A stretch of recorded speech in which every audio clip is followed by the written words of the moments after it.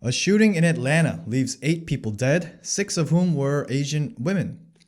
How liberals are hijacking the anti-Asian hate movement, and how conservatives are downplaying race being a factor, and the church's silence over all these issues. How you doing, Conde fam? Welcome to the Millennial Boomer Podcast. It's your host, Jonathan, and this one's going to be a long one, folks. Let's get it.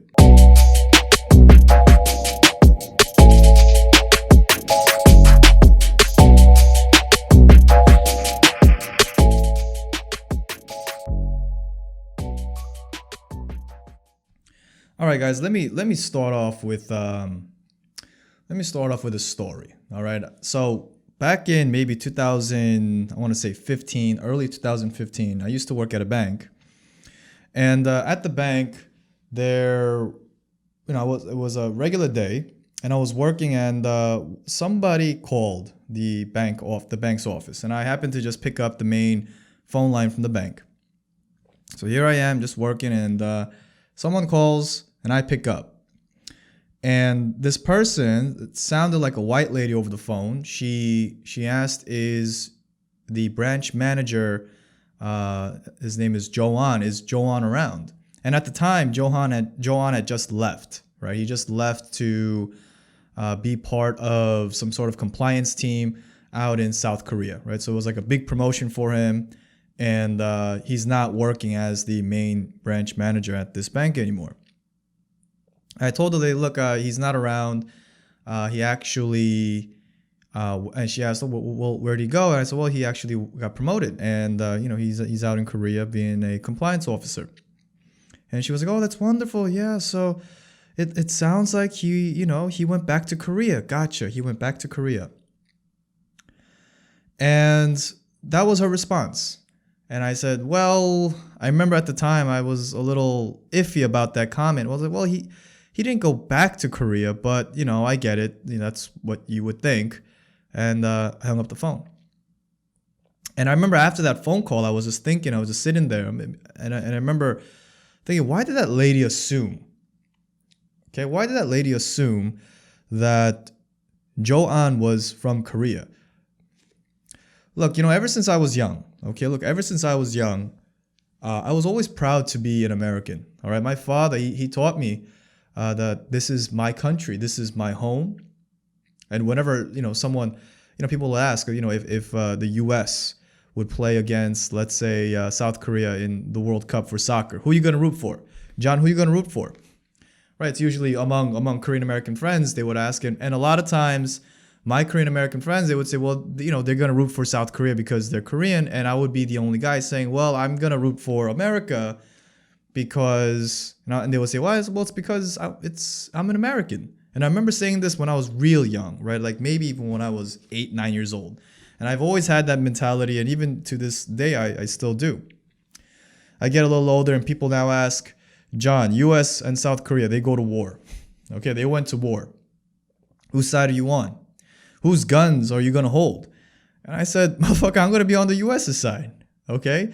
Not because, I have no Korean pride or anything like that, but because I'm an American citizen. Okay, the truth is I'm born and raised here in New York, in America, and my identity, if you talk about nationality, it's American. Okay, I'm no less American than the white or black American you see on the streets.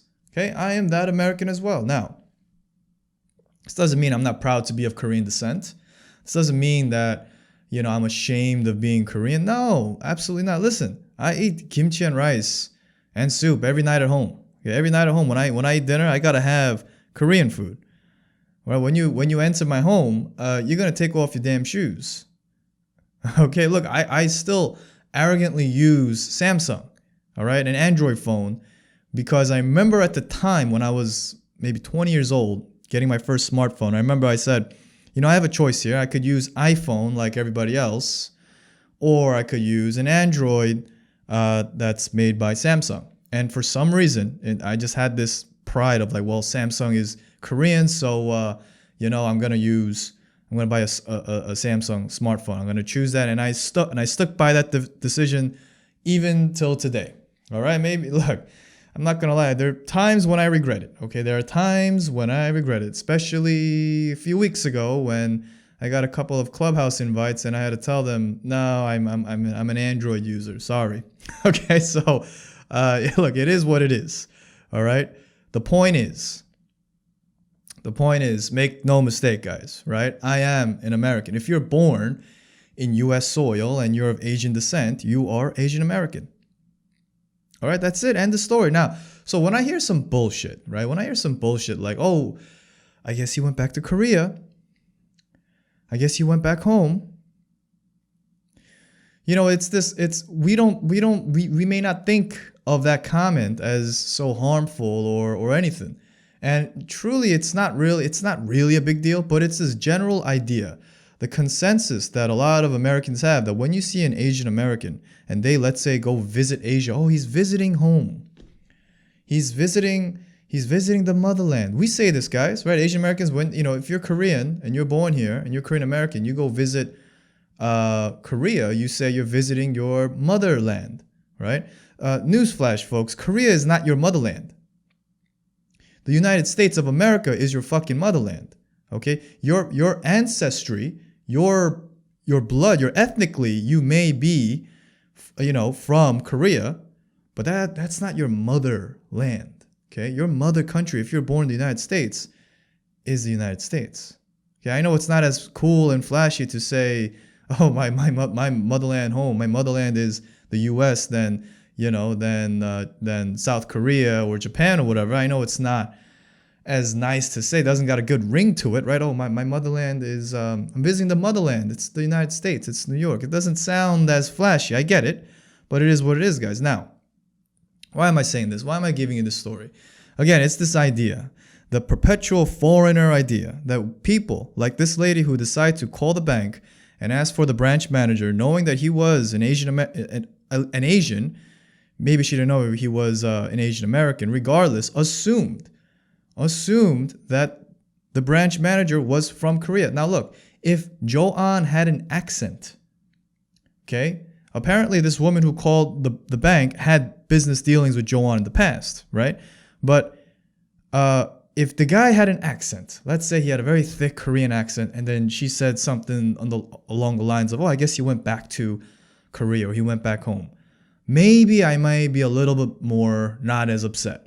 The guy Jo-An, okay, this guy Jo-An was born and raised in New Jersey for 38 years before he went to Korea to work. Okay, so it's not like he had a thick accent. The guy's from New Jersey. He speaks English perfectly. So even when you speak English perfectly, just because you have an Asian last name, just because you're an Asian, there is this thinking, this unforgettable feeling that when it comes to people that are non-Asian, to white people, to black people, that we don't belong, that this is not our country. And that is something that is baked into many Americans' minds, whether we like it or not. Look, if you're an Asian American and you grew up here, then you've faced these kinds of comments, right? Where are you really from? No, where are you from? I'm from New York. No, where are you really from? Motherfucker, I'm from New York. Okay, I'm born and raised in Flushing, Queens. I don't know what more do you want. Right now, I know what you're asking, but when you ask where are you really from, you're making it sound like New York is not my home. Like America is not where I actually belong. So these kinds of comments, the left will call these kinds of comments microaggressions, right? These kinds of comments, it just shows the state of a lot of Americans and how they think and how they feel. It may be benign, right? Maybe I'm being too sensitive, right? Oh, John, you're being too sensitive. It's not that serious. All right, that she was just asking, if he went back to Korea, what's the big deal? I get it. And that kind of sentiment, that kind of thinking, it comes from within the Asian community as well, right? We downplay all sorts of racism, right? Like we internalize, every Asian joke, everything negative about Asians. We internalize that and we say, well, that's just part of being America. We're just, and if you speak up about it, you're being a little too sensitive. And to some degree, yes, I agree with that. But it shows. But what that shows is that in America, there is a sentiment there is a almost consensus that Asians will never be American enough. And we all have experienced it. Maybe you guys can't think of exact times because they weren't as overt. Maybe you were never physically harassed for being Asian, but there were a lot of subtle things. Now, moving on, guys. Look, like I said, this one's gonna be a long one. Okay, this one's gonna be a long one because my thing is I want Asian Americans to be aware of what's going on. Okay, I want Asian Americans to understand what the fuck is happening. Okay, I want Asian Americans to know the state of where we are in this country, in New York, right, out on the East Coast, how we came here, and how much more do we have to go. Now, I'm not an activist. I'm not gonna be out there, being going all activist on you. That's not what I'm trying to do, right? I'm giving you my opinions and thoughts from a typical, Korean American born and raised in Queens, New York. Okay, so the truth is, the things that I say, a lot of it, and I've said this before, a lot of it is not crazy, right? A lot of it is things that we've all thought about. A lot of times we just don't have the time, the place, the space to say it. Okay, sometimes the things that we say can, be contrary to popular opinion, and we're afraid to speak out. I get it. That's why I'm here. Okay, that's why some of you listen to me. That's why you guys are Kunde fam. Anyway, now, really want to talk about this, guys. I mean, look, I've been doing this, right? But the past few months, I've been really telling my dad, like, Dad, look, when you go outside, be careful, okay? Be careful. Look, both when you look out, I don't care if you're in Flushing, I don't care if, you're in a community where it's all Asians. I don't give a fuck, right? If you go outside, I don't care what time it is, just make sure you're careful, all right? My dad is in his 60s, okay? He's not as strong and as, as when he was younger. If he gets assaulted while walking in the street, on the back of his head, he's gone. He's done. He's got to be careful. I tell some sisters that I know, right, some Asian American sisters, look, you gotta be careful. You gotta be careful when you're out there. When you're commuting, when you go out, just be careful, and please stay strong, right? Because I can't, as a Korean American dude, I don't have that kind of fear when I walk outside the house, during day or the night. I really don't. It doesn't hit me like that. But for a lot of women, it's different, right? Call that male privilege or whatever you want to call it. But it's the truth. Okay, it's the truth, right? If you're a woman and you're Asian right now, it's kind of a weird time, right? You've been living in this country for so long. Some of you were born here, and now you have to worry about your safety, your well-being the minute you step outside of your house. Now, we all worry about our well-being to some degree, but not to the degree as we did than before. So something's happening, guys, right? I mean, you can say there is a rise in Asian American hate and violence, and there is a rise, absolutely. But the truth is, these kinds of attacks, whether it's overt or subvert, whether it's microaggressions or macroaggressions, whatever you want to call it, they've always been going on, right? And you guys hear me say this all the time. It's been going on. It's just that now social media, and people are now actually reporting their attacks, these incidents, and there's a momentum going on, right? So day after day, I mean, just the other day, a Vietnamese man died from getting his car jacked and him confronting his carjackers, and he was shot up. Okay, just the other day, you had a guy in Los Angeles, Koreatown, a Korean man in his 60s. He was hit with a brick on his head, and now he's unconscious in the hospital. Who knows what's going to happen? These things, I'm sure, have happened plenty of times in the past, but now we're seeing it because it's actually being reported, right? Asian Americans notoriously do not report any kind of violent incidents or crimes against within our community for various different reasons. But now we're seeing it. Okay, guys, we're seeing it. Now, look, why am I so big on preaching to our Asian Americans, right? To the Asian American listeners, because it really starts, and I say this again, it really starts with you guys understanding what is going on. And it starts with you guys being a little bit more, not just aware, but vocal and active for your community, for your people, thinking about not just yourself, but your people and your community.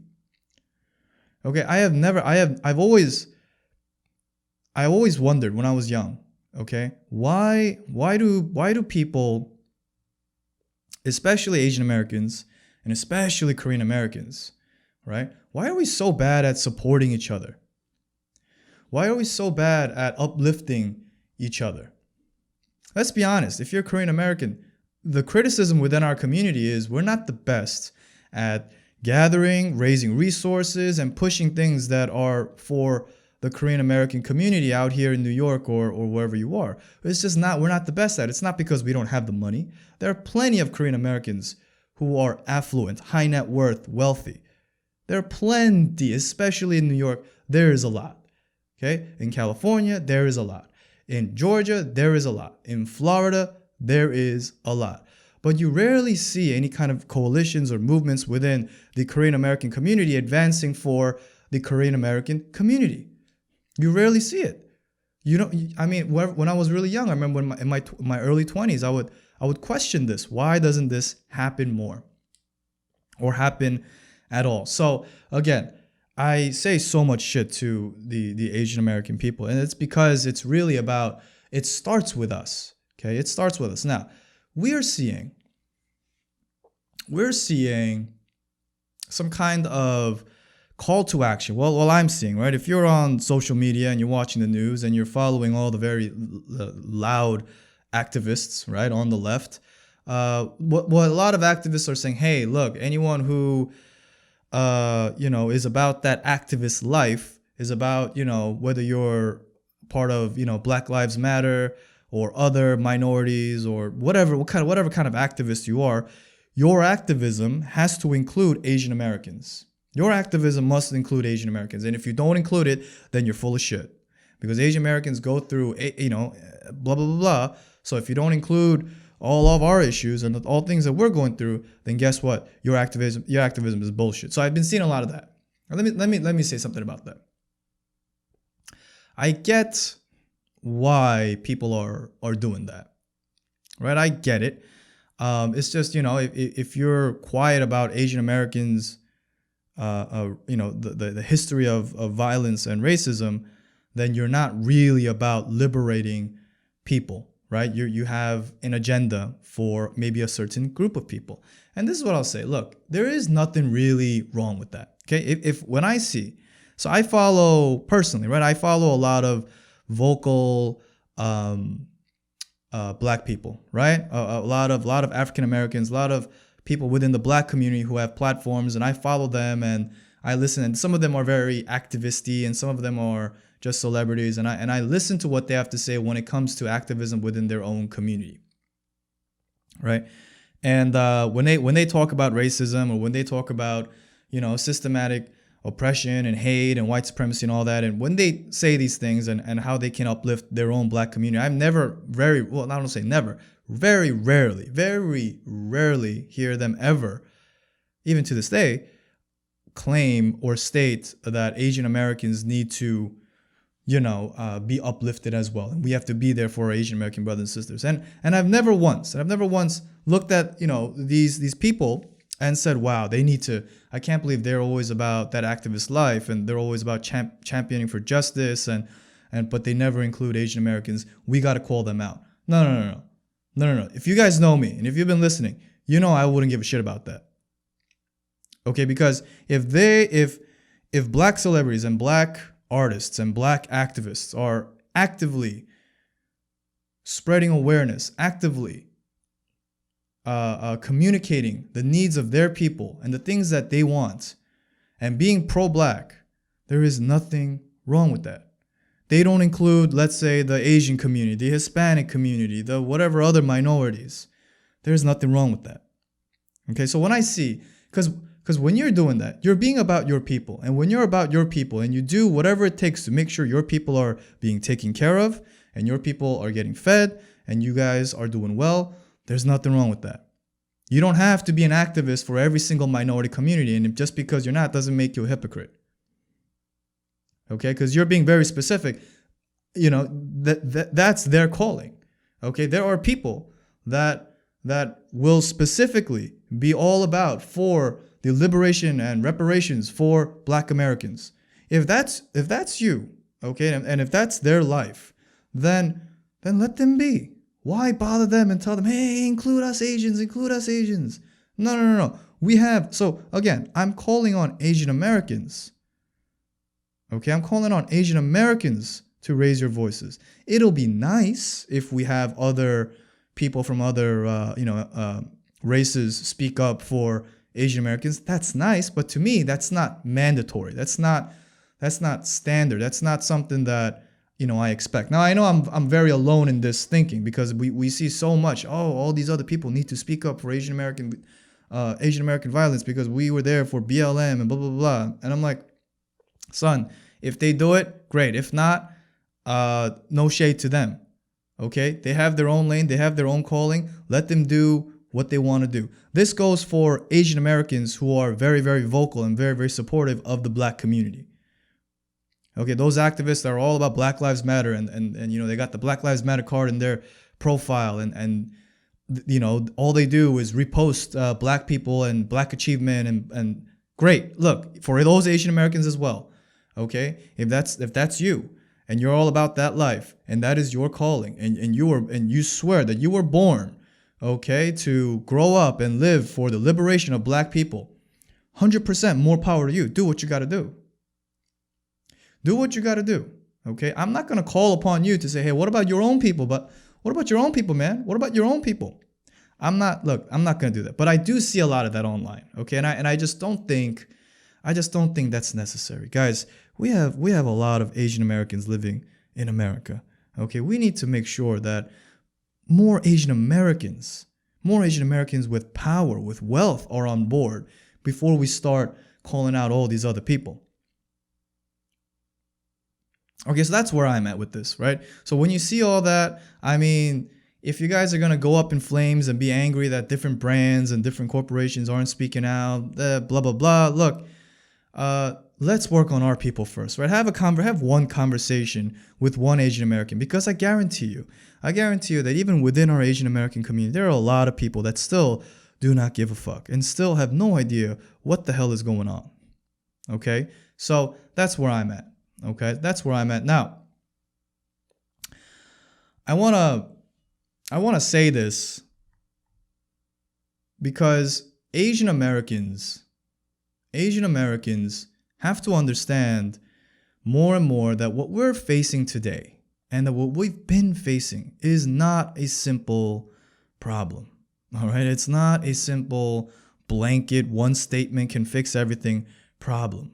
All right, it is very layered. It is very, very, very layered, and it's complex, and there's a lot to it. All right, and many of us don't have the mental capacity or the energy or the time to really dig through and figure out all the nuances and all the history behind everything and there's not just the problem itself. You have to understand a lot of it has to do with just being humans. When you have one human being and another human being living together, you're going to have problems. Okay, my old pastor used to say, when you put one sinner together with another sinner, when you have sinners together, there's going to be problems. It's the same thing. It's the same thing. When you have people living together of different races and different backgrounds, there's going to be problems. So the problems, they're layered, right? What we're seeing today with racism against Asian Americans, violence against Asian Americans, hate against Asian Americans is not because of one thing. People love to say, oh, white supremacy is the problem. White supremacy is a problem. Donald Trump's coronavirus, China virus rhetoric is a problem. That's a problem. The Black community constantly attacking Asian Americans, that's a problem. Yes, that is a problem, not the problem. You guys see what I'm saying, right? You guys see where I'm getting at. So it's extremely layered, right? And what I'm going to do today is I'm going to try my best, right? I'm not your smartest podcast host. I'm not your smartest Asian American. I'm just a simple high school educated dude that's got some thoughts that I feel like that need to be shared. Okay, so take what I say with a grain of salt. But if you fuck with me and you fuck with what I say, sit down, guys, grab coffee, and we're gonna go for a long episode. Okay, now let's talk about Vicha Ratanapatki. All right, now I'm gonna go over some things just for some Asian Americans who are not so in the know. And look, if you're not in the know, it's okay, right? That's why you listen to guys like me to tell you what the fuck is going on.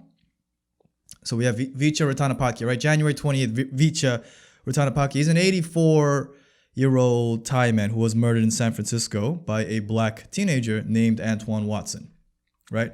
You had the San Francisco district attorney. His name is Chesa Bowden. This guy is extremely liberal, progressive district attorney. Anyway, he claimed that Watson was having a bad day, right? When they arrested him and there was a press conference, this guy, Chesa Bowden, whatever the fuck his name is, said Antoine Watson was having a temper tantrum. He was having a temper tantrum. So that's why he acted out in violence. Now, Watson pleaded not guilty in mid-February. And I remember sometime around the same time, I think his grandmother was there when he pleaded not guilty. And someone interviewed his grandmother, and the grandmother said she wishes her grandson will walk free, just like how she is walking free. Now, look, that's what parents and that's what grandmothers would say, right? Not all of them, but a lot of them will always protect, their own, regardless of how terrible the crime is. I'm not throwing shade at the grandmother, okay? The problem is the language that Chesa Bowden or Bowden, I'm just going to call him Chesa because I forgot how to pronounce that last name. Chesa, what the DA, Chesa said, what he claimed, that the teenager was having a temper tantrum, okay? He was having a temper tantrum. Do you guys see the problem with this wording?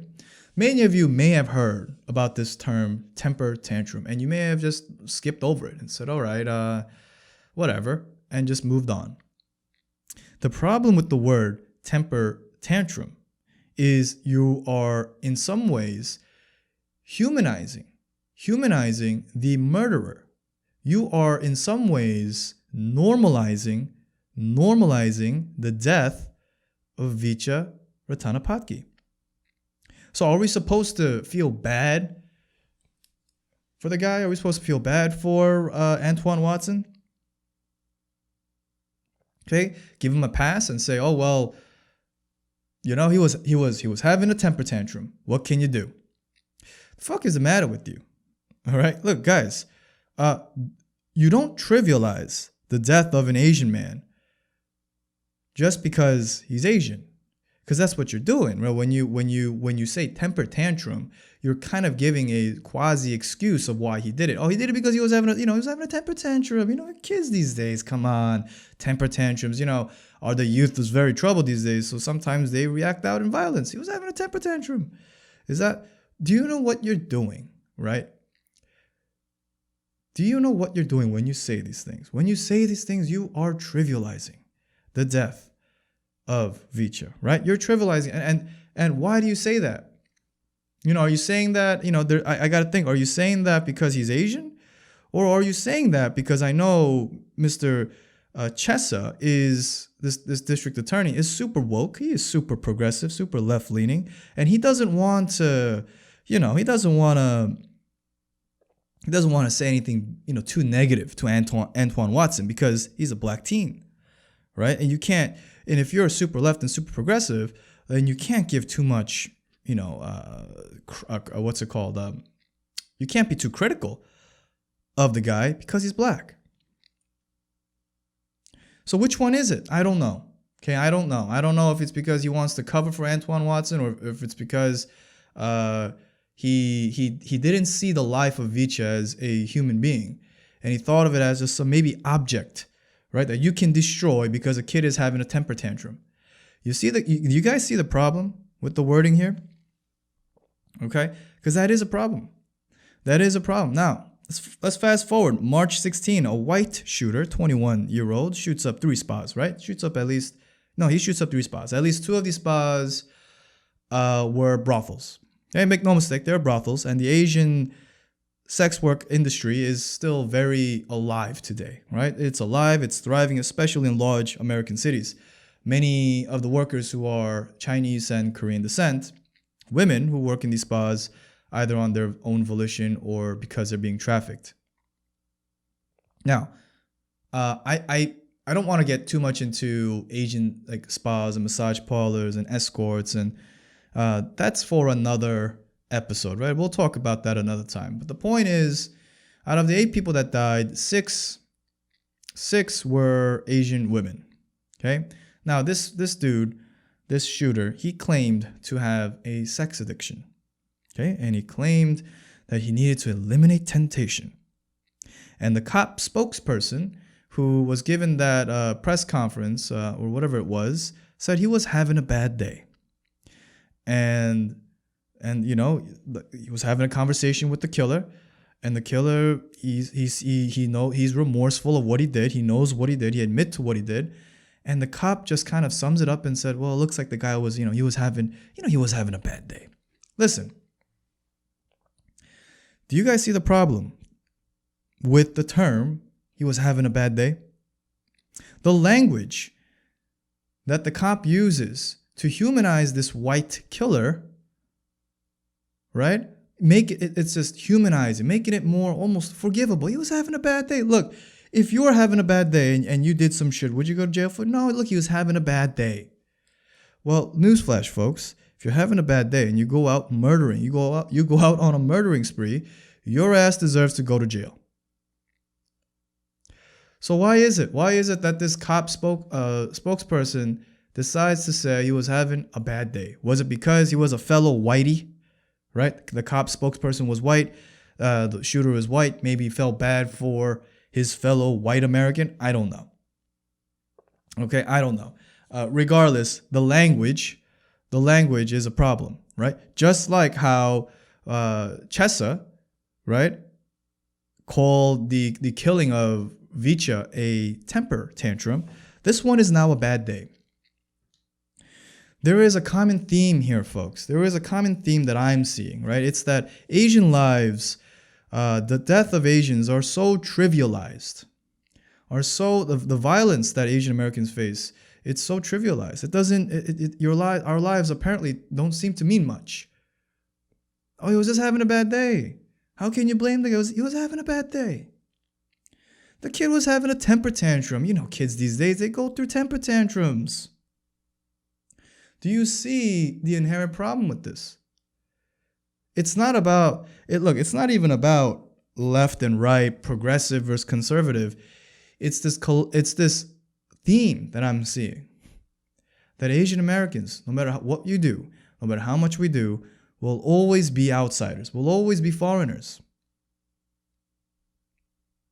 Calling a murderer and basically covering for him and saying he was having a bad day, saying he was having a temper tantrum, is a fucking problem. Okay, now look, guys, I've been saying this all the time, right? In my podcast is, look, Asians, we need to mobilize.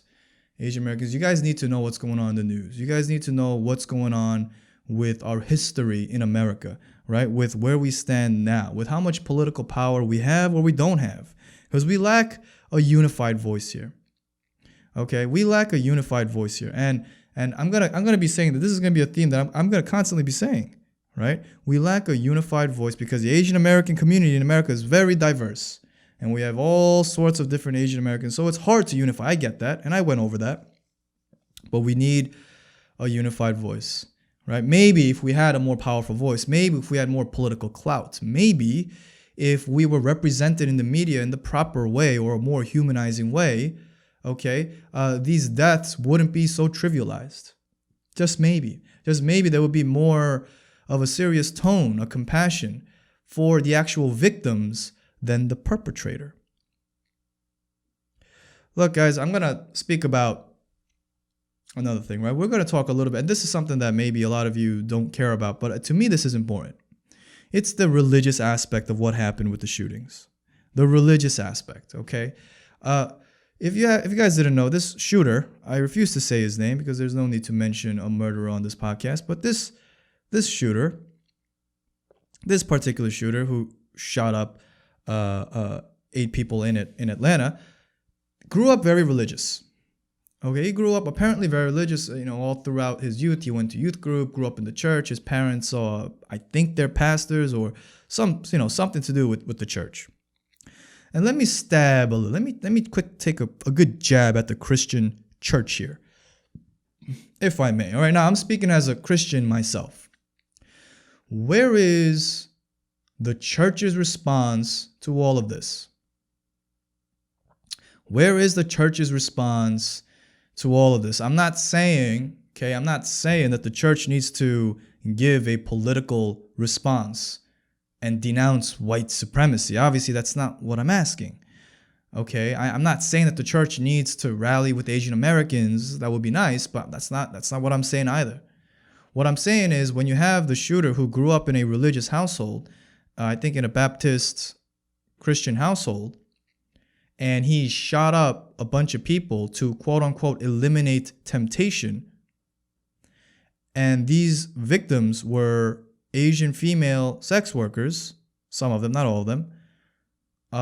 You would assume that the Christian church in America would give some sort of response, something like we here at whatever church denomination denounce what happened at the Atlanta shootings. In no way do we identify that eliminating temptation needs to be done with acts of violence. Something just so basic, something just so basic. Where are all the Christians at? I see a lot of liberals. I see a lot of liberals denouncing. They say Christian nationalism or imperialism. I see a lot of that. They denounce that, although I don't agree with that term. But I need to hear as someone of a believer myself. I want to hear more Christians, pastors, speak up about this. Okay, I was at Sunday service this past Sunday, and we do our church. Everything is virtual. And I couldn't listen to the sermon, right? I couldn't listen to the message because at that time, Sunday, a few days ago, all I had in my head was what happened with the Atlanta shooting and what's going on in today's conversation. And the church, the speaker was speaking about something that's completely irrelevant. The church doesn't need to be so irrelevant. I'm not saying that the church needs to hop on every hot political topic. No. But when you have something like this and you have something that's pretty related, the shooter is saying that he shot up, to eliminate temptations, shot up Asian women to eliminate temptations. Why can't the church say something about that? Because there is a sense in the church when you talk about sex work and when you talk about people within that industry, how they're not welcomed. Right? We may not say it, but really, if an escort or a sex worker walked into an Asian American church and it was known that this is what she does for a living, how would that person be treated? Let alone not just Asian American church, any church, right? People would do double takes. People will, they will question her. They will look at her funny. That kind of culture is what I'm asking the church to tackle. The culture of, people who attend church have to all have their lives all straight. Listen, whatever happened to Mary Magdalene, all right, the woman who followed Jesus around, who was one of Jesus' closest supporters, all right, to some scholars, she was apparently an ex-prostitute. Jesus kept her not just within her vicinity, not within his vicinity. She was one of the biggest supporters, followers of Jesus. I'm not trying to preach here, folks, but what I'm trying to say is when you create this sort of maybe even purity culture, if that makes sense, within the church, how are just normal motherfuckers gonna walk in and feel welcomed and feel invited? And that this is and I can't speak for all churches in America, but at least for the churches from what I can feel out here in New York, with the more predominantly Asian American churches, they have a terrible problem with this. It's a terrible problem because it's usually never addressed. Okay? In Asian American churches, you have typically a certain type, right? A certain type of Asians who go to church. It's the, and I hate to generalize, but it's the goody two-shoe Asians, the Asians who don't curse, who have a regular 9-to-5 job. I'm not blasting those Asian American brothers and sisters. Okay, I go to church with them. Okay, all right. But what I'm saying is, when we cultivate a culture of a sense of purity, and we look down on any other profession, and we look down on any other means of making money, and we don't try to understand it, we don't try to separate the sin from the sinner, you can't be surprised. You can't be too surprised. Okay, you can't be too surprised when you have incidents like this, and the shooter used the word to eliminate temptation. That's my problem I have with this. That's my problem that I have with the church. This is a very layered problem, guys. Look, I know. It's not really reported in the media about his Christian background. And maybe it shouldn't. Maybe, people want to say, well, that's irrelevant. To me, it's very relevant. I'm not saying if the church did a better job into whatever church that this shooter attended, maybe this could have been avoided. Maybe it could have. I don't know. Okay, I'm not saying it's all on the church and we have to blame the church for the shootings. That's not what I'm saying. But what I'm saying is, an event like this, I think the Christian church in America can take a second look at the problem, can take a second look at our culture. I'm not saying let's let the Christian church now invite all sorts of sin and terrible things and sinful things or whatever into the church's culture. That's not what I'm saying. Okay? But again, when you have the shooter using the words eliminating temptation, listen, these are words that churches use. Obviously not in the context of killing people, but we do say eliminate temptation within the church, right? We mean it in different ways. So, look, I think it's worth a discussion. I think it's worth at least one statement, and I just haven't heard much, right? I waited, right? This is a criticism that I had about a couple of days after the shooting, but I still waited to see anything, and I didn't see anything of note, and it's sad. Okay, it's sad. Next, guys, let's talk about mental issues. All right. Mental issues. Obviously, the shooter in Atlanta had some fucking mental issues. Obviously. All right, guys, it is what it is. The guy had mental issues. Obviously, the killer of Vicha Ratanapatki, the murderer, had some fucking mental issues. Obviously.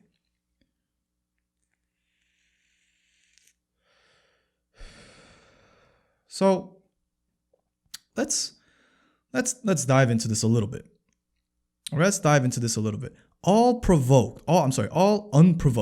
unprovoked attack against Asians. All unprovoked attacks against Asians, they are coupled with attackers that have mental issues. I don't care if you're black. I don't care if you're white. I don't care if you're yellow, you're brown, whatever the fuck you are. If you attack somebody that has nothing to do with you, you're walking and the person's walking the other way and you decided to assault that person for absolutely no apparent fucking reason, you have a mental issue. That person has mental issues. Okay? There is no sane human being that goes around shooting people on random. There is no sane human being that goes around committing acts of violence out of complete randomness, right? These are mental issues, guys. These are mental issues. End of story. All right, now that we've made that clear, what do we do? What do we do about these individuals that have mental issues, right? And they commit these acts of violence. I'll tell you what we do, okay? We put their motherfucking asses in jail. All right? You assault someone, you killed somebody, you stabbed somebody, and it turned out that person had mental issues. No shit, he had mental issues. So what are you gonna do? You're gonna rehabilitate him? You're gonna send him to some mental center so he can get well and get better. No, you're gonna put his ass in fucking prison because it's got to. Guess what? Even if the guy has mental issues, we still need accountability, folks. People want to forget about that. We still need accountability. Okay? If you have mental issues and you commit acts of violence, you got to be accountable for it. I don't care if the shooter is struggling with sex addiction. Okay? I don't care if the murderer is having temper tantrums. And at the end of the day, you murdered someone and there's got to be accountability. There's got to be a price to pay. Your ass has got to go to jail. Okay? Look, fuck restorative justice or reformative justice. When it comes to shit like this, you can give me that restorative justice or reformative justice at times when it's not about violence. Okay? You can give me that restorative justice talk when someone commits like a financial crime or something. Okay? Or some kind of scam. All right. Yeah. Okay. We'll talk about restorative justice then. When you talk about someone that murdered somebody, that physically harmed somebody, no. We're going to the American justice system, baby. That's what we're gonna do. Okay, we're going to the courts, and we're gonna make sure that killer is in prison for a long time. Obviously, guys. All right, guys. Obviously, that's not the best solution. Obviously. That's not, you throw someone in jail for their mental issues, for their acts of violence, of committing crimes or whatever. That's not going to fix the roots of the problem. Obviously, I know that. I'm not an idiot. Okay, obviously, when you send someone to jail, it's not like all of a sudden their mental issues go away. Maybe to some, but I get it. That's not the case, obviously. But what else are you going to do? How else are you going to show accountability? Because if they don't go to jail and we don't give the death penalty, what accountability is there? What real accountability can the government force the individual to act upon, to pay? What else is there? People, they cry for justice, right? They cry for justice when something happens within their community and someone was murdered or whatever happened, whether it's by the police or by other individuals. You cry for justice. When you cry for justice, do you know what you're calling for? You're calling for the perp to get his ass in jail. And no amount of years, guys, no amount of years will ever, pay up to a crime of murder. There's no amount of years. You can throw that guy for 30 years. There's no amount of years. The criminal justice system and the way that America today, in current day, the way that they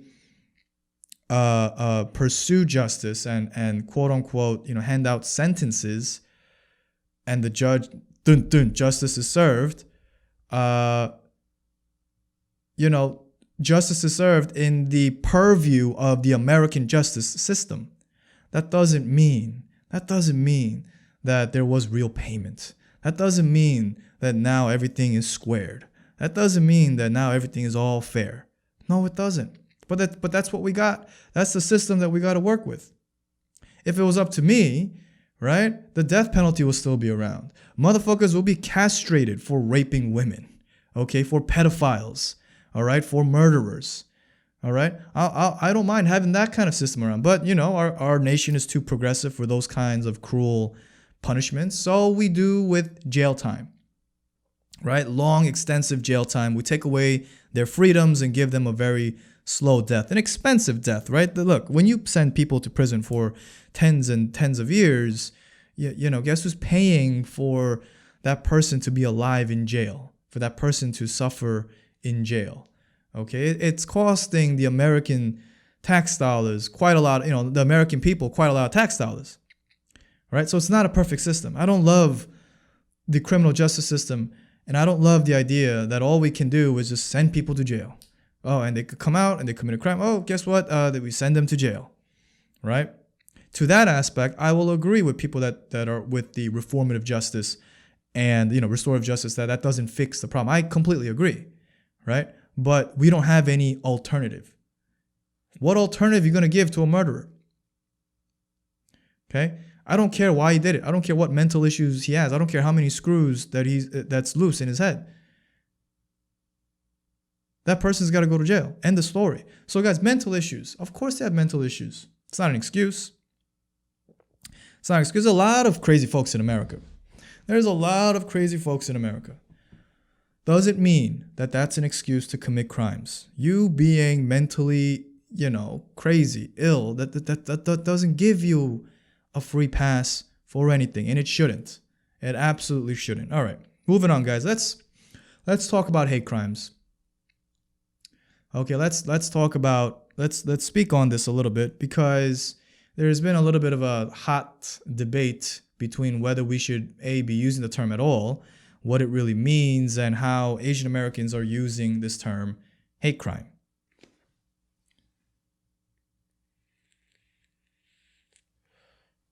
So I'm going to read you something from that hate crimes from the New York State. Okay? In accordance to the New York State penal law, the New York City Police Department uses the following guideline. A bias incident is any offense or unlawful act that is motivated in whole or substantial part by a person's, a group's, or a place's identification with a particular race, color, religion, ethnicity, gender, age, disability, ancestry, national origin, or sexual orientation, including gay, lesbian, bisexual, and transgender, as determined by the commanding officer of the Hate Crime Task Force. Okay. So what's this back and forth, right? The back and forth is, it's really between conservatives and liberals. All right, conservatives and liberals. Now, I'll give you each side, and you're gonna see where I come out of all this. First of all, conservatives. Okay, so in the Atlantic shooting case, the shooter claimed it wasn't because his victims were Asian. He's not a racist. Race had nothing to do with the shootings. Okay, race had nothing to do with the shootings. And this is what conservatives do. They say, see guys, that's why it wasn't racially motivated, because the murderer stated it wasn't racially motivated. Okay, that's what conservatives are saying. So you're telling me, my fellow conservatives, you're telling me that we should just believe what the shooter says, face value? Oh, the shooter said, I'm not a racist. I didn't want to go out and kill Asians specifically. I just happened to kill them because they just happened to be around. Is that what you're telling me to believe? This is the problem I'm hearing from conservatives. They will die on a hill trying to say that it wasn't a hate crime. It wasn't due to race because, and the reasoning is because that the shooter said it wasn't because of race. Since when do we listen to murderers? Since when was that a thing? Okay, conservatives will also say, well, okay, John, guess what? 2 of the victims, they died and they weren't Asian, so it can't be because of race, because 2 people also died that weren't Asian. Then conservatives have to tell me this, okay? Conservatives have to tell me, and there are conservatives, Asian conservatives, and just conservatives, Republicans out there, right-wing people out there that will say these things. Okay, that will say that the shooter says it's not racist, that he wasn't racist, so we got to believe him. Now, you guys have to tell me that why he went to these specific massage parlors and shot up the workers and 6 Asian women. You got to tell me why specifically massage parlors. And by the way, there are reports the guy used to frequent a couple of these spots. So he knew exactly walking in there who these women were. Okay, and of what ethnicity they were. He targeted them. That is the definition of a hate crime, right? That is the definition. You're targeting a specific race. Okay. Now, there was a report saying apparently he did enter one of these spots and said he wanted to kill Asians. I don't know if that report is true or not. We can't verify that. But regardless, he went to Asian massage parlors specifically. If he just wanted to go on a random shooting spree, he could have gone anywhere else. But he went to massage parlors specifically. Okay? Oh, the guy wanted to eliminate temptation, and spas are everywhere. Asian brothels are everywhere. So he went. If he wanted to eliminate temptation that badly, why didn't he just break his laptop, break his phone, okay, with all that pornography in there? That'll eliminate temptation. Why specifically go out to spas that he apparently has visited and shoot up these women? Don't fucking tell me that that's not a hate crime. Okay, don't tell me we have to wait for the evidence. I don't know how much more evidence you want. And the only thing you're going by, the only thing you conservatives are going by is that the shooter claimed that he's not racist. And you're going to die on that hill? Come on, guys. Come on, guys. Oh, there is no social media posts of the shooter saying he's Asian. He hates Asians. Conservatives, stop. Okay? Look, I know we don't want to jump, and I'm saying this as a conservative myself. I know we don't want to jump to conclusions and paint everything as a hate crime. But this one ain't it, fam. This one ain't it. All right? The writing is on the wall with this one. He targeted Asian massage parlors, period. Okay? Period. And by the way, he targeted women as well. And I'm pretty sure when you target women specifically, that is also a hate crime, right? That is also a crime. Now, guys, I'm telling you, conservatives, look, it's so funny. It's so funny that Republicans and conservatives now want to report on what happened because of this Asian violence, because the left, right? The liberals are now doing it, and the liberals are obviously doing it incorrectly as well. So conservatives are jumping on this train to combat against what the liberals want to say. And to me, that's just as sickening, right? That's just like, I get the idea that you want to make sure that, our fellow liberals and Democrats and progressives, they're not just hijacking what's going on. But when you get on board and you hop on this train and all you want to do is just fight this culture war, and you just want to prove what liberals are doing is wrong and is hypocritical. And if that is, I'm talking about your intent, right? Conservatives, if that is just your intent, and the only reason you're speaking up about Asian American hate crimes is because you just want to fight against what liberals are saying, my guys, relax, because that shit ain't genuine. Okay? That shit is not genuine. People see right through it. Okay? People see right through that. Now, let's talk about liberals. Let's talk about our progressive activists, liberals, our Democrats who are very left leaning. And the reasons why they don't want to call Asian these attacks hate crimes. Okay, so I just explained why the right doesn't want to do it. They don't want to call everything hate crimes because there is no evidence. Right? There is no evidence, especially with this shooting here. There is no evidence on this one, quote unquote evidence. Even they're going by the shooter saying, "Well, I didn't want to target Asians." They're going by what the shooter said. Okay. Now, what about liberals? Why are liberals hesitant about calling these violent attacks against Asians hate crimes? Okay, so here's the unfortunate reality. The unfortunate reality is that the vast majority of these attacks, when we look at the past year and we see video after video after video, it unfortunately comes from individuals within the Black community. Now, liberal Asian Americans are definitely aware of this fact. Okay, most definitely aware of this fact. And guys, when you slap hate crime, that legal terminology, typically when you add hate crime to whatever crime that you commit, it's going to increase sentencing. It's going to increase punishment, right? Whether it's longer jail time or monetary penalties, it's going to increase it. All right, now I just said the vast majority of these attacks, they're coming from individuals within the Black community. Asian Americans, liberal Asian Americans, 100% aware. When you tag something as a hate crime, it increases penalties, it increases sentencing. You guys see where I'm going with this?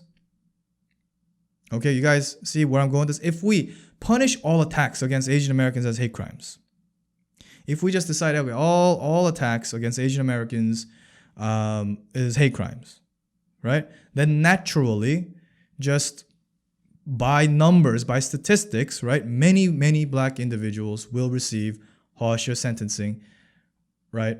From what liberals call an unfair and unjust justice system, right? Naturally, you're going to see more black individuals receive harsher sentencing because the vast majority of the violent crimes are coming from, unfortunately, black individuals. So now you have liberal Asians. Now liberal Asian Americans, they're thinking, okay, what do we do?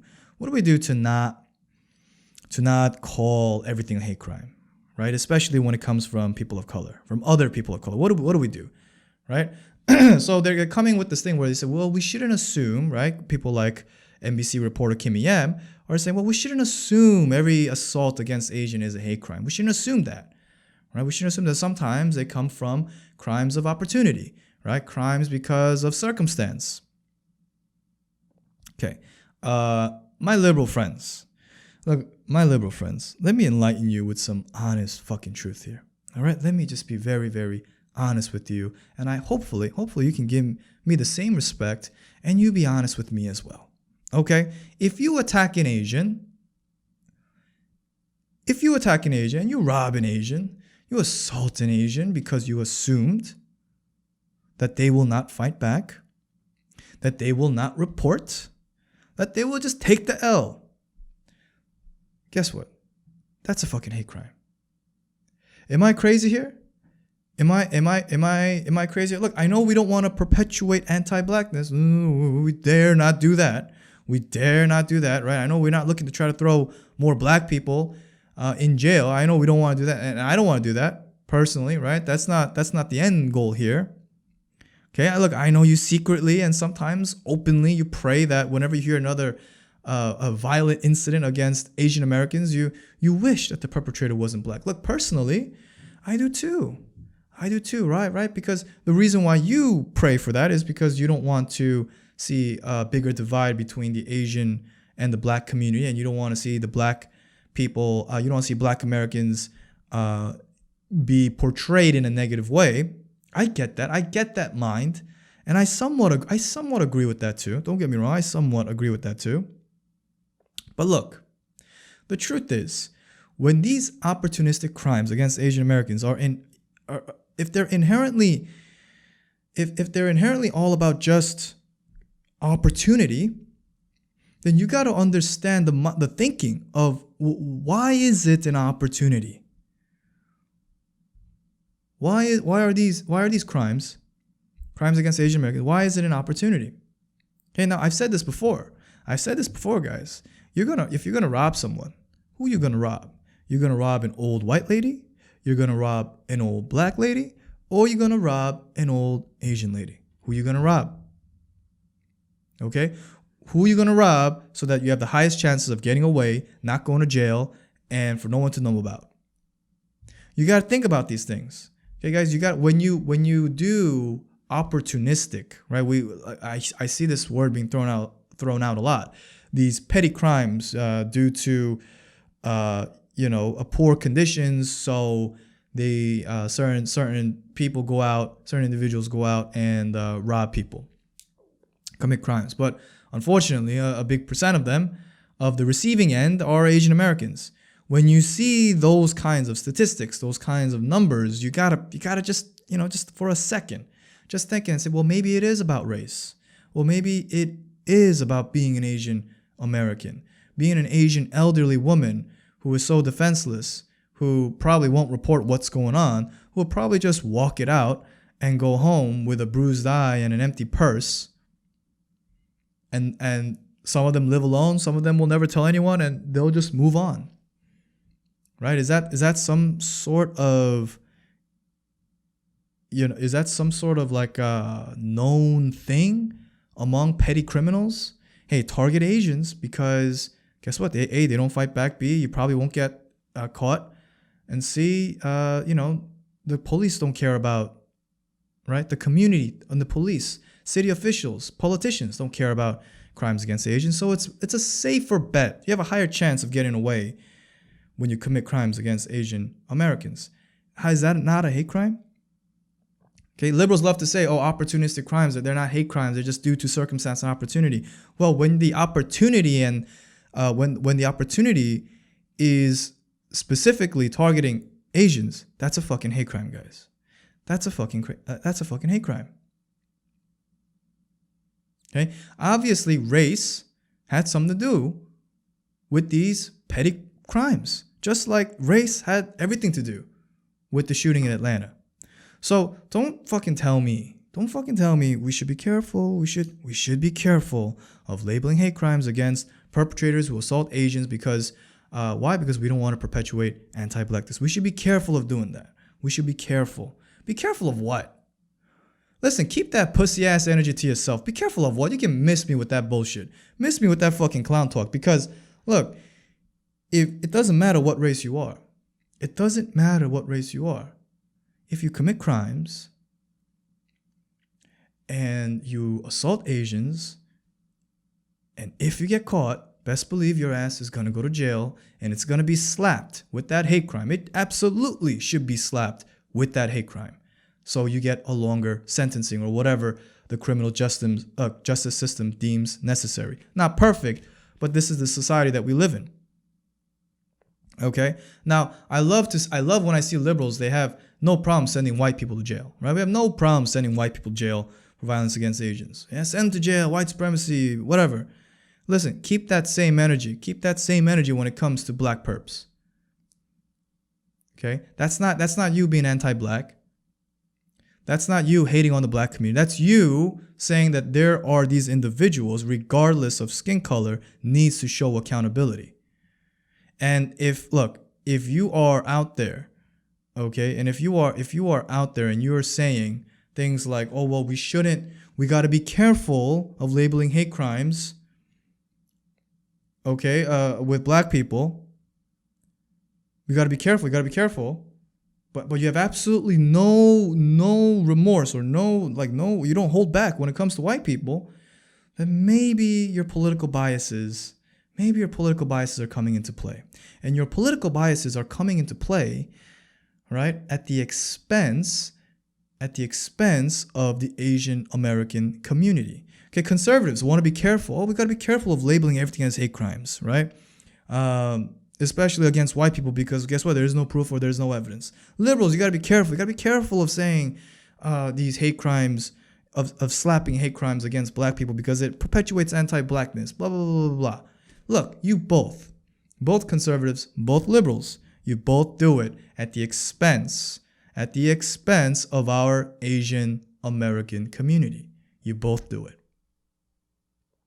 What's more important? You making sure that your political party or whatever group you're from looks better than the other, or actually getting to a point where Asian Americans receive not just justice but also accountability, right? And also a time where we see these sorts of crimes, violence levels that we're seeing now, how about actually come down? What's more important to you guys? Is it more important that your side of the political aisle is more upright than the other at the expense of the Asian American community? That's not right. No wonder both sides get shitted on so much. No wonder when you go to the comments section of liberal accounts, of conservative accounts, there's so much hate and there's so much infighting between Asian Americans. If you have that kind of energy, then you got to understand that there is way too much hypocrisy that goes into your activism. Okay, all that kind of bias and hypocrisy in your activism, that doesn't lead to anywhere. Because like I said last week, people see through bullshit. People see through bullshit. And as I'm saying this, look, I'm a conservative Asian American myself. Okay, and me pointing out both sides, I know I'm not doing any sides any favors. Because it's not about doing favors. It's not about pandering to one side or the other side. I'm not looking for them Yas Queen moments. Okay, I'm not. I'm just telling you how it is in my point of view. You know, man, some conservative Asian Americans, they will die on the hill. They will die on a hill trying to tell the world that black people, that black violence is the main problem when it comes to violence against Asian Americans. They will die on that hill. Liberal Asian Americans will die on a hill trying to tell the world that white supremacy and capitalism is a problem when it comes to, is the only problem, is the root problem when it comes to the violence against Asian Americans. Guess what, guys? Gonda fam, listen up. Both sides have merits.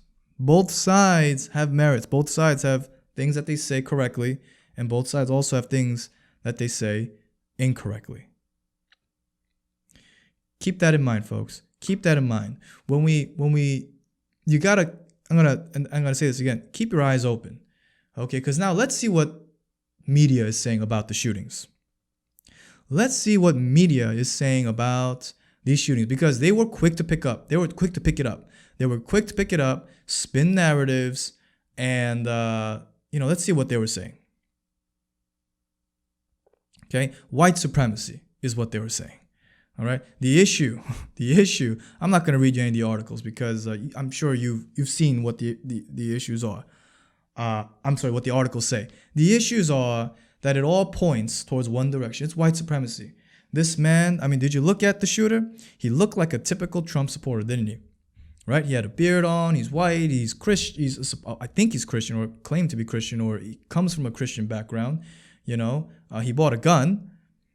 All right, it's in Atlanta, Georgia. He must be a Trump supporting, Trump loving, crazy motherfucker that's racist.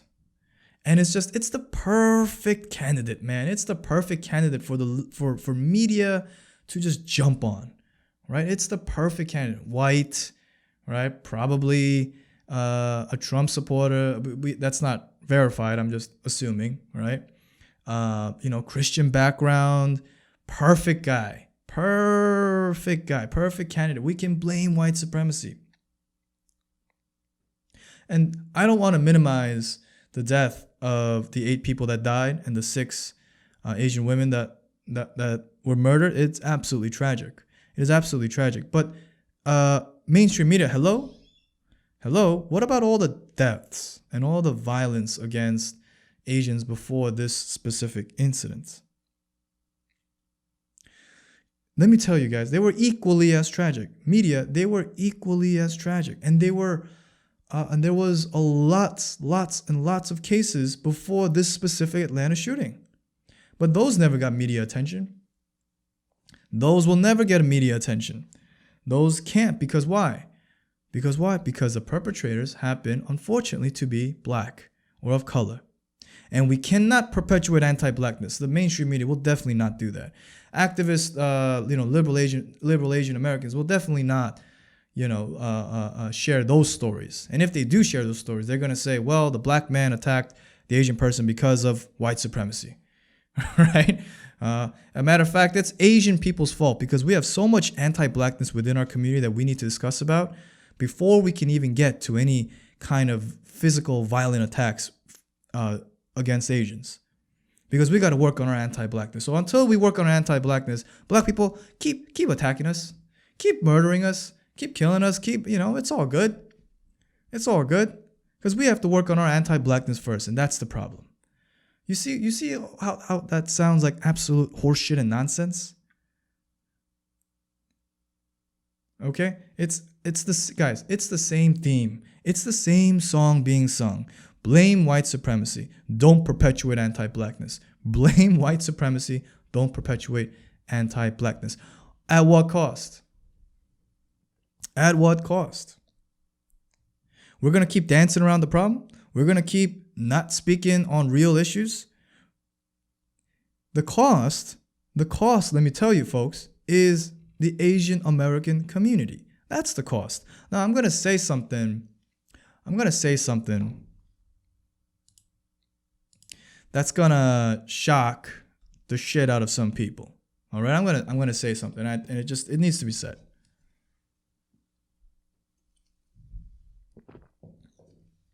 All right, it needs to be said here.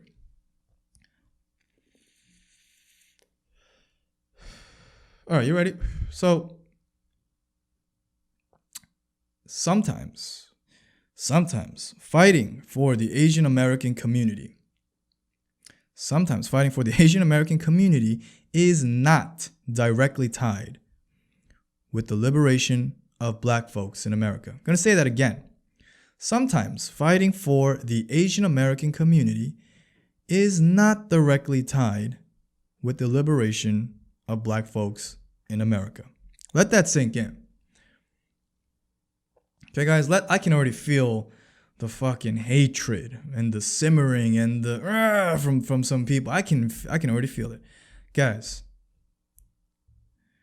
you gotta be honest with the human race here for a moment. Okay? You gotta be honest with guys. Look. The truth, look, from what I'm hearing, from some people that are saying that Asian Americans I think it was like Asian American liberation is directly tied with black liberation, something along those lines. I'm not quoting exactly.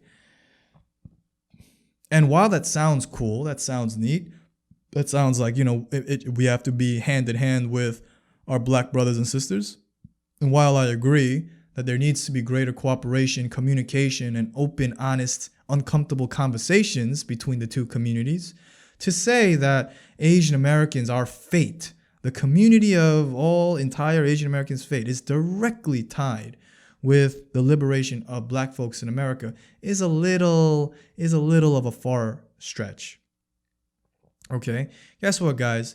When some communities need to advance, unfortunately, some communities may need to advance at the expense of other communities. That's not you hating on other communities. That's not you being a racist. That's you being honest.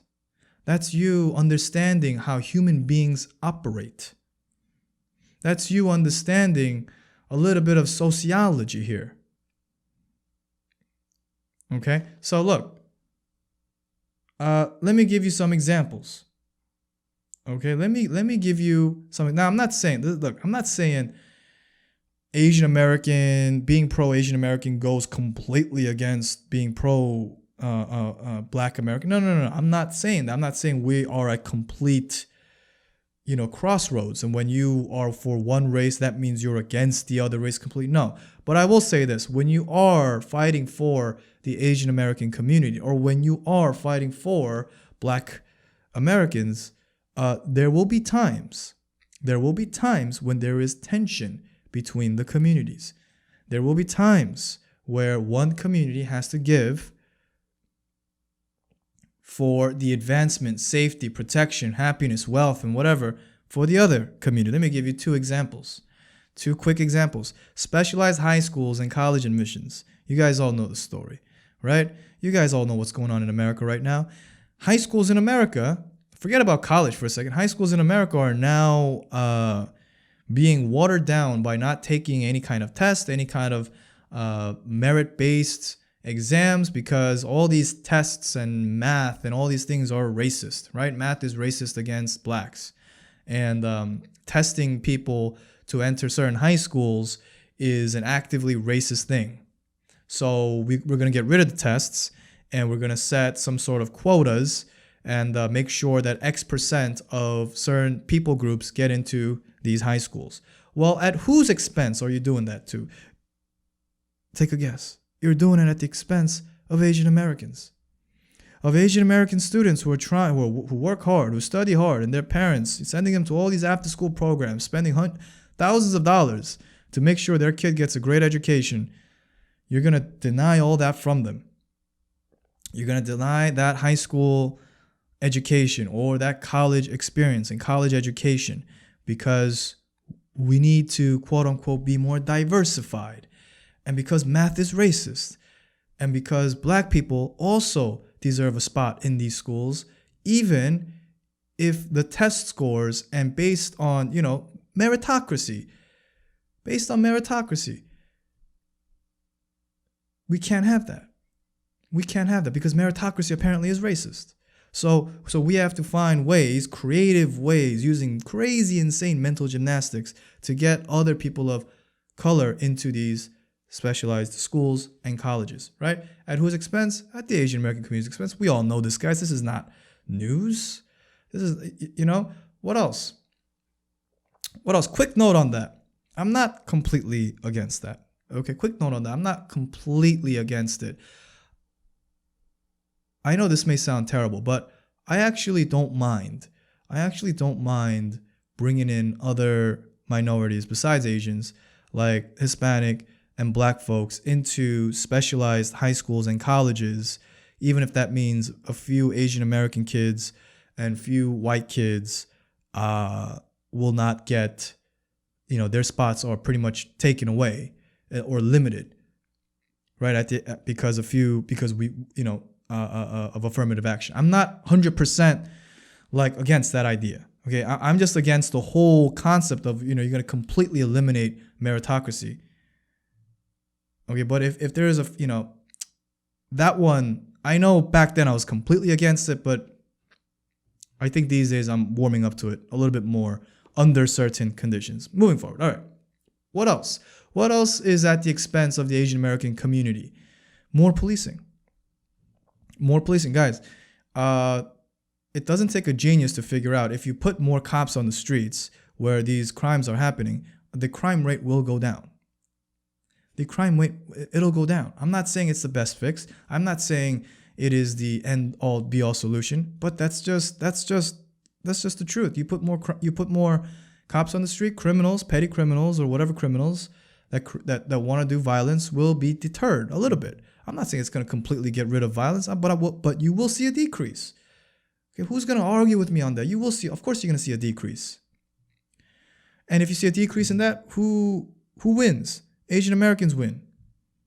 All right, our people aren't being assaulted as much. Who loses? Black people can be losers in that scenario. Why? Because then with more police, you have more incidents with other black people. You have, out of 1,000 incidents, you're going to get one really shitty one where a cop does something stupid, okay? And he's going to be on front page news, right? So, guys, look, let's be honest, folks. It's Asian Americans doing better, doing more, getting more power within the United States, being pro-Asian, sometimes conflicts with what is in the interest of Black Americans. Don't give me, it's directly tied, like Asian Americans, our fate is directly tied with Black liberation. Come on, son. Let's be honest. It's not. Okay? There are things where we work together. There are things where we collaborate with. There are things whereas other minorities, right, as people of minorities, we must work together. We must build together. But there are sometimes things where we're going to have tension. We're going to clash. Our ideals, our cultures, it's different. And when you, like my pastor used to say, when you put two sinners together in a room, you're going to have drama. Okay? You're going to have drama. All right. But this, guys, look, this, at the end of the day, I want you to know, when it's not about Asians versus Blacks. Because what you have to understand is human beings are innately, right? Just innately, just genetically, just you as being human beings, you will always try and prioritize what is best for your own community, for your own people, your own children, your own parents, your own friends. That will come in priority. All right? Doesn't matter which racial group you are, with which racial group you are, whether you're white, whether you're Black, whether you're Hispanic, Asian, doesn't matter. You're going to want to protect your own. At the end of the day, that's what humans do. Okay, there is no one collective group that's going to say, woe is my group and my people, and we should all just be all about the other group. That's not how humanity works. Okay, that's not how America is complicated, folks. America, we have different races. different ethnicities, all trying to live under one roof together peacefully. It's a crazy social experiment. And we all have freedoms and we all, try to uphold democracy. It's a crazy social experiment. There's going to be drama. You guys have to see that. You guys have to understand that. There will never be complete harmony between all the different ethnic groups, between all the different racial groups. That'll never happen. Okay, we can lessen it, but it's not like it'll ever completely go away. I see calls for, we must end racism. Motherfucker, how are you going to end racism? I'll tell you how you end racism. You wipe off every human in the planet. You end racism. We got to end racism. Guys, sounds nice. Okay, I don't want to shit on that too much. But if you truly believe that your work or your activism is going to completely end racism, and you're working on goals it's like a zero-sum game. It's like there's either racism or there's no racism. You're playing this zero-sum game kind of activism. Guess what? That shit ain't going anywhere. That kind of activism is not going anywhere. All right, I said a lot, folks. Guys, what is the end game? I asked this in the past too, right? What is the end game? What is the goal here, right? Liberal Asian Americans want to defeat white supremacy. What does that even fucking mean? How do we fight or defeat against or get rid of white supremacy? If you swear white supremacy is the end-all, be-all, big boogeyman monster that, suppresses and oppresses all other races, how do we get rid of it, guys?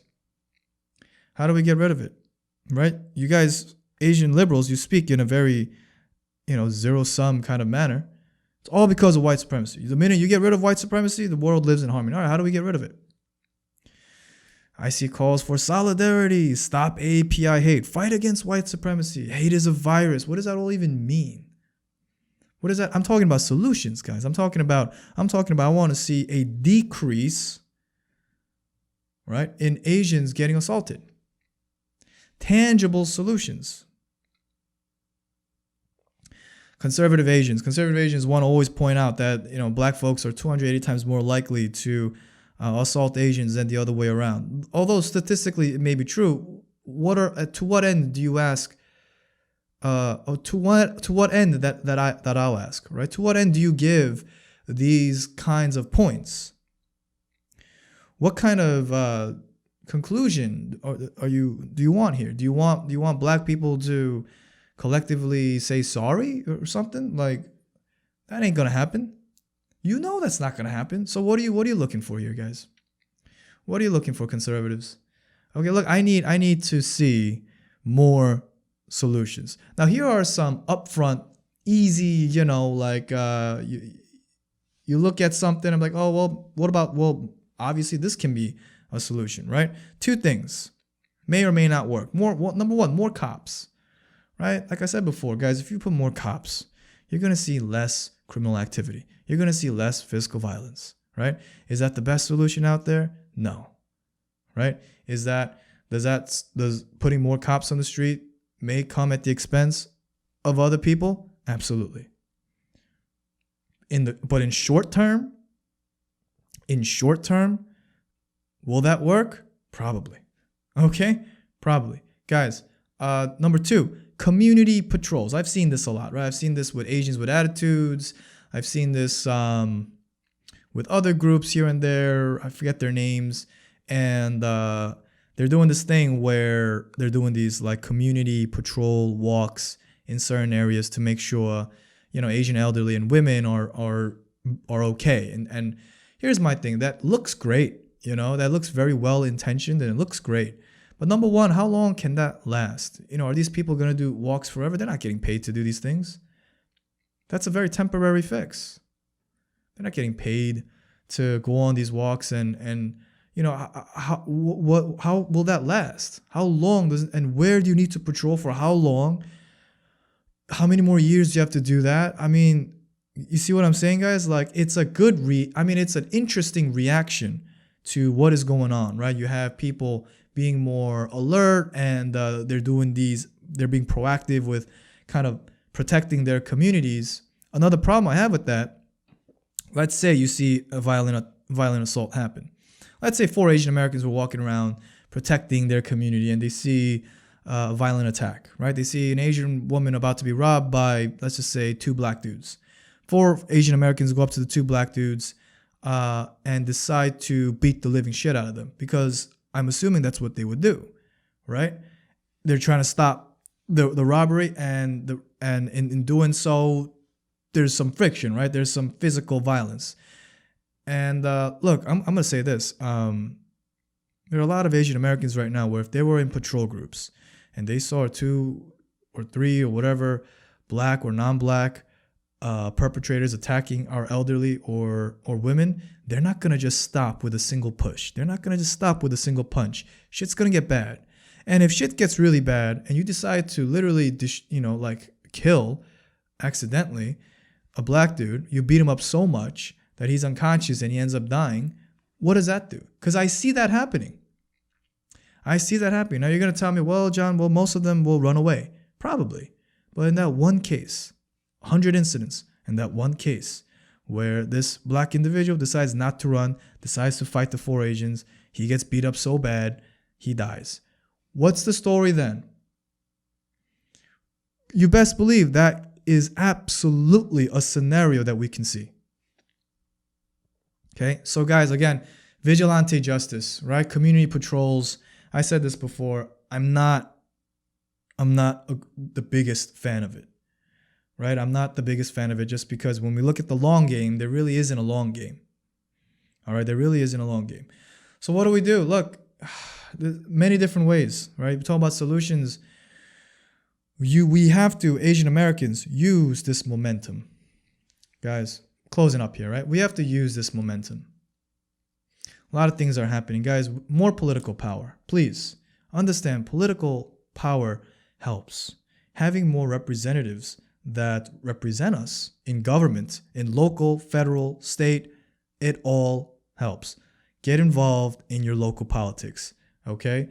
If you see Asian Americans that are running for office of any kind, learn about who they are, and hopefully they're worthy of your support. Okay, Asian Americans, we're very apolitical. We don't talk about politics. We don't like politics. We don't get into it. Guys, you have to understand, if you're a Korean American, Korean Americans in Korea are one of the most political types of people, right? People get into bar fights and heated arguments over politics in Korea.